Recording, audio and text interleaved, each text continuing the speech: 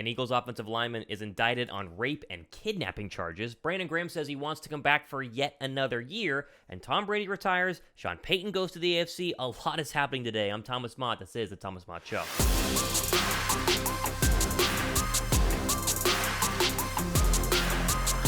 What's up, guys? Thomas Mott here. Welcome to the Thomas Mott Show on what is a crazy Wednesday, right? We're still a week and a half away from the Super Bowl, and yet there's a lot of things going on. The big headline of the day that you'll see on Twitter and probably clicked on the show for is Eagles offensive lineman Josh Sills being arrested and indicted on rape and kidnapping charges, or at least indicted on rape and kidnapping charges. Here's all the details. Let's just jump right in.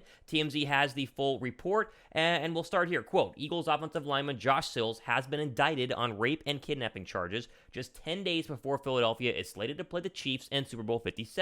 According to prosecutors in Ohio, the charges stem from an incident that happened in, I can't say that word, Gorsey County back on December 5th, 2019. Officials allege that Sills, a rookie reserve lineman for the Eagles who made the team this year as an undrafted free agent, engaged in sexual activity that was not consensual and held a victim against her will. Prosecutors say the county sheriff's office conducted an investigation into the case, and a grand jury eventually indicted Sills on one felony count of rape and one felony count of kidnapping this week. The 25-year-old is slated to appear in court on the matter on February 16th, just 5 days after the Super Bowl. And Sills, who played in high school football in Ohio, attended both West Virginia and Oklahoma State during his college career. He's played just a handful of snaps for the Eagles this season, appearing in just one game against the Cardinals on October 9th, end quote. So, obviously, a big, giant legal matter. The courts will go ahead and figure this thing out, but very safe to say, Josh Sills most likely will not be a Philadelphia Eagle for very long. The question really is going to be, how will this impact the Philadelphia Eagles depth chart? You see the ESPN one up here on your screen right now. It is worth noting Sills is not a starting offensive lineman. He is a reserve offensive lineman, or I should say a backup offensive lineman, right there behind Isaac Seumalo. So Philadelphia does have some leeway and some movement just based on the fact that Sills probably will not be there to go ahead and fill this position. Not to say this is not a serious matter, because obviously off the football field, it's a massive, massive matter, and obviously the courts have the ball in their court, no pun intended, to go ahead and figure this thing out. But from a football perspective, as we focus in on here on the Thomas Mott Show, it's not going to affect Philadelphia that much. They're probably going to go ahead and be okay. The only real concern would be is if Isaac Seumalo were to get hurt, and the question of who would come in as a backup right guard. Andre Dillard, who's been the backup left guard at times when Dickerson has been out at times, is likely the candidate, but you also have Jack Driscoll and a bunch of practice squad players as well. Think LaRaven Clark, who might be able to be elevated as well. So Philadelphia, they're going to be okay on this one. It is big news in terms of off the football field, but from a strictly football perspective, the only real concern here in terms of on the football field, got to emphasize these things nowadays, is that it might be a slight distraction for Philadelphia, who shouldn't be having no distractions as they get ready to fly to the Super Bowl location in Arizona coming up next week.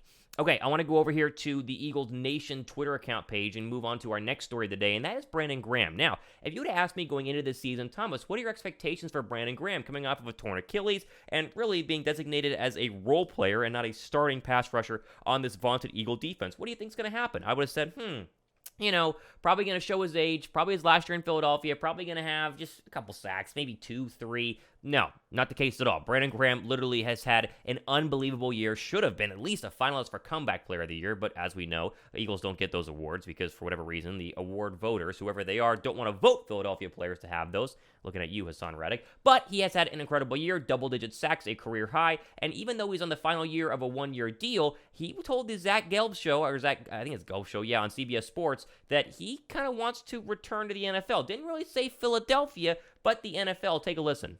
Is the Super Bowl coming up in 2 weeks going to be your final game, Brandon Graham? Nah, man. My wife said potentially as an Eagle, as far as, we don't know my future because I'm on a one-year deal, but she knows I want to play a couple more years. And then, who knows what happens. I'm hoping, everything works out, but I'm definitely playing.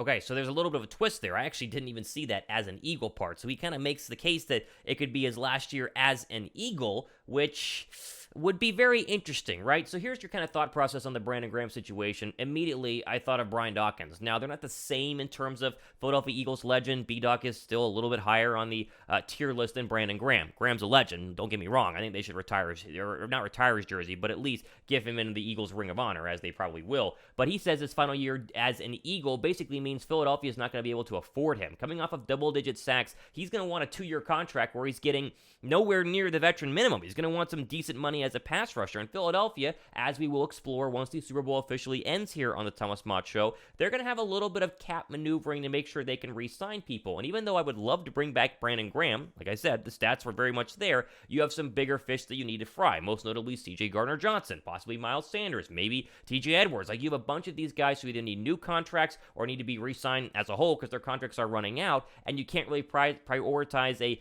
let's just be honest, older Brandon Graham versus like a younger C.J. Gardner-Johnson or a James Bradbury. So my expectation is Brandon Graham is probably going to leave. So there will be some team out there who needs a pass rusher, and Graham can kind of make the decision. Do you want to make more money and play for a worse football team, or make a little bit less money and play for a contender? He's going to make that call, but I don't see Philadelphia being able to go ahead and franchise tag him. That very much will not happen, or give him a 2-year deal, which is probably what he is looking for. So you're probably watching Brandon Graham's final game as an Eagle, and if he goes out with 2 Super Bowl rings, one of the greatest pass rushers to ever wear the Eagles, midnight green in my lifetime. The guy was an absolute monster. Ultimate respect to him. He's a contender and a real great player. Thumbs up for BG. I hope he comes back, but honestly, the odds of that happening are a little slim. Okay, quickly here to the Eagles Nation Twitter account one more time for a funny tweet of the day. This is some good stuff here. Travis Kelce was addressing the Rocky statue curse ahead of Super Bowl 57 on New Heights. He said, quote, "Chiefs fans, do not touch the effing Rocky statue, and definitely don't put an 87 on there." And you see all the pictures here. Obviously, when the Giants did it, they lost. Whenever the Vikings did it, they lost. Whenever the 49ers did it, they lost last week. It's the Rocky statue curse. And so, you wonder if an Eagle fan will put a Kelce jersey up there just to kind of feed the curse. But I think the curse only works if an actual Chiefs fan does it. And I would love to know the total count of Chiefs fans that actually live in Philadelphia who could go to the Rocky statue to do so. So I doubt it's going to happen, but funny nonetheless for Travis Kelce already addressing the infamous Rocky curse. Okay, let's move over here to a couple of NFL national stories to round out today's show. Tom Brady, as you guys well know, is retiring from the National Football League for good this time as he ends his historic 23-year career, 3 of which were spent with the Bucs, 20 of which were spent with the New England Patriots. And it's very simple here. There's not much to go ahead and really break down in terms of Tom Brady retiring. One, it was time. I mean, this season clearly showed that it was time. Sure, there were options, go to San Francisco, possibly go to the Raiders, reunite with Josh McDaniels, but in the end, he is a 45-year-old quarterback who has had some trouble in terms of his personal life, who has kids who are very much at the very important stages of their lives. Now, kids obviously at all ages is important, but you're talking about, young teenagers, people, 9, 10, 11. I'm not exactly sure the age of all of his kids, but they're all in that range. And as a single father now, Brady probably wants to spend a lot of time with them for the remainder of their childhood days. And so, again, this doesn't come as a surprise to me. I think a lot of people out there were kind of pulling some real long strings to kind of go, hey, he could be a 49er. It's not going to happen. But he will ride off as the greatest quarterback of all time, and we will never see anything like Tom Brady again. From a skill perspective, sure, there are plenty of quarterbacks who are way more skilled than Tom Brady. You can argue Peyton Manning during his prime was a better regular season quarterback, maybe more skilled in terms of the pre-snap. Patrick Mahomes, I think, is already more skilled than Tom Brady. But one thing that both Patrick Mahomes and Peyton Manning never even got close to, and I don't think ever will in the case of Patrick Mahomes, is you can't get to the amount of Super Bowls that Tom Brady was able to win. You can't get to 10.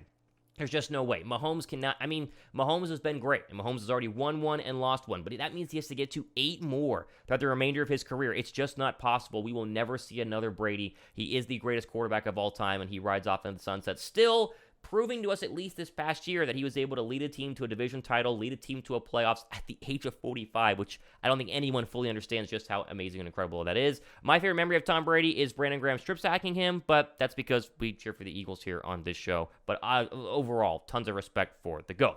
All right, final story here. This is the big one that is getting overshadowed this morning because of the Brady retirement, and that is the Broncos reaching a deal for the Saints' Sean Payton on Tuesday for essentially a trade and sign. In the NBA, they're signing trades. It's a trade and sign. They have traded a 2023 first-round draft pick, number 29 overall, and a 2024 second-round pick for Payton, and getting back the Saints' 2024 third-round selection. They have also made him one of the highest-paid head coaches in the league. I was reading on Twitter this could be $16 to $19 million a year, which is insane how much money that is. Think about Nick Saban making like 10 to 15. You're making even more than Nick Saban at the University of Alabama, and they have donors who can just give you all their money in their checking accounts. So a crazy move here, a big move here, but Denver very clearly making it known their main issues, right? We don't need players. Now, they could use them, but they need a coach. They need a organizational change, a regime change in Denver, and somebody who can actually make the most of Russell Wilson. And you saw what Sean Payton was able to do with Drew Brees, especially towards the latter years of his career. The same thought process goes there with Russell Wilson. This deal doesn't get done if you don't give Russell Wilson $250 million and trade all those draft picks away to get him. You've got to be able to get back to vintage Russell Wilson, or as close as you can to that overall playing ability, or else the Denver Broncos are going to stink for many, many years to come, because now they officially have 0 draft picks. The roster is pretty good. They need a little help on the offensive line, but they have a decent stable of running backs. They have a really good stable of wide receivers. They have tight ends. They have pretty good pass rushers. They have a really good young cornerback, a great young safety. Like, they have good players. They can easily be a wild card team in the AFC, maybe because of the AFC West, but a wild card team nonetheless if Payton is as good as advertised, and Denver seemingly thinks that they are. And so they try to go ahead and not only sell season tickets, because no one went to the Denver Bronco games last year at Mile High anyway, but try and right the ship of what was one of the most disappointing seasons in NFL history following the mega trade for Russell Wilson. So good news is he's not going to be in the NFC. I think that's great news for Philadelphia, and it showcases that the NFC as a whole is going to be the Eagles to win for many, many years to come, because a lot of these teams either have lackluster quarterbacks or iffy roster situations. I think that's a big thumbs up. Good news for Philadelphia. All right, all the time we have today on the Thomas Mott Show. Plenty more stuff coming up next couple of days and weeks, including the towel giveaway winner selected. This one right here. One of you guys is going to go ahead and get this as long as you are a member of the show. Click the join button down below, become a member, and I'll pick one of you who lives in the United States this weekend and announce it on the show. I'm Thomas Mott. This has been the Thomas Mott Show.